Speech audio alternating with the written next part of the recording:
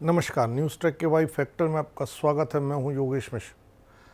पाकिस्तान के ताज़ा हालात भले ही कुछ लोगों को परेशान कर रहे हों, पर पाकिस्तान जिस तरह की यात्रा कर रहा था, जिस दिशा में जा रहा था, उस दिशा में पाकिस्तान का यही हश्र होने वाला था। अगर पाकिस्तान की इस यात्रा को करीब से देखा जाए और यह यात्रा जारी रहती है तो बहुत भरोसे से कहा जा सकता है कि पाकिस्तान की स्थिति श्रीलंका से बदतर हो सकती है।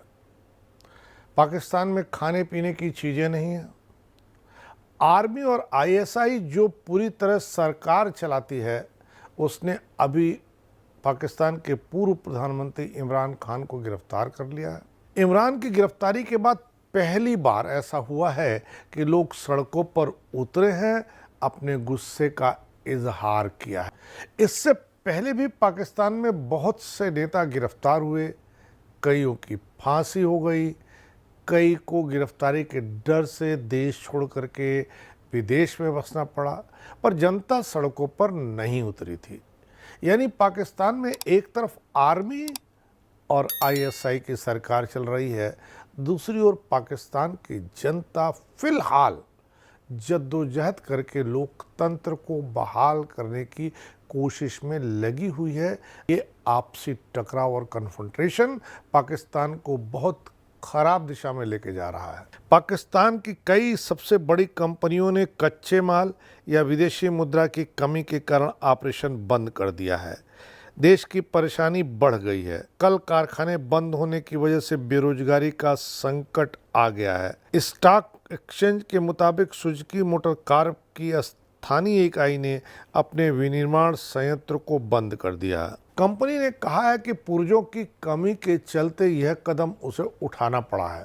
इसके अलावा ऑटोमोबाइल के लिए टायर और ट्यूब बनाने वाली Gandhar tyre and rubber company ने 13 फरवरी को अपना प्लांट बंद कर दिया था।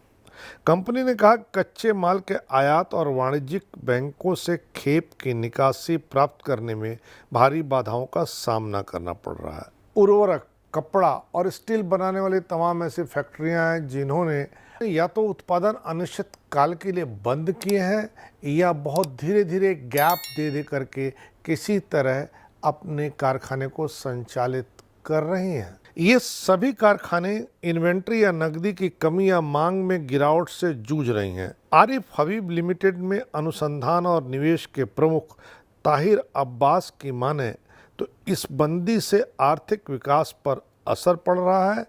देश में बेरोजगारी का स्तर बढ़ रहा है। सुजुकी की तरह Honda motor company, Toyota motor Corp की स्थानीय इकाइयां भी सप्ताह भर से संयंत्र बंद होने से गुजर रही हैं। पाकिस्तान ऑटोमोबाइल मैन्युफैक्चरर एसोसिएशन की माने तो बीते 3 सालों के दौरान इस साल ऑटोमोबाइल की बिक्री में 65% की गिरावट दर्ज हुई है, जो अब तक की सबसे बड़ी गिरावट मानी जा सकती है। इनमें जीएसके पीएलसी की पाकिस्तान इकाई, Engro fertiliser limited, Fauji fertiliser Bin Qasim limited, Nishat Chunian limited, Amreli steel limited, Millat tractors limited और डायमंड इंडस्ट्रीज लिमिटेड शामिल हैं। पाकिस्तान के पास फॉरेन रिजर्व भी बिल्कुल नहीं बचा है। पाकिस्तान ने अपना बहुत ढेर सारा पैसा आतंकी गतिविधियों को बढ़ाने में लगाया,